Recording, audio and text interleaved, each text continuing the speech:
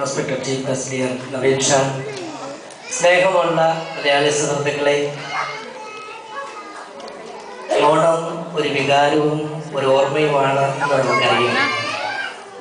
മലയാളിയുടെ മനസ്സിൻ്റെ കോണുകളിൽ നിറഞ്ഞു നിൽക്കുന്ന ഗൃഹാതുരത്വത്തിൻ്റെ ഓർമ്മകളും അതോടൊപ്പം നമ്മുടെ ജീവിത പശ്ചാത്തലത്തിൻ്റെ ചില സ്മരണകളും ഒന്നിച്ചു ചേരുന്ന ചുരുങ്ങിയ ദിവസങ്ങളാണ് ഓണം.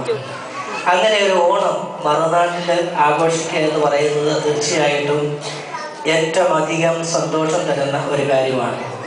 നമ്മൾ മലയാളികൾ ഒന്നിച്ചു കൂടുക, നമ്മുടേതായ ചർച്ചകളും നമ്മുടേതായ സംഭാഷണങ്ങളും നമ്മുടേതായ പങ്കുവയ്ക്കലുകളുമൊക്കെ ഏറെ മധുരം നൽകുന്ന ഒരു കാര്യമാണ്.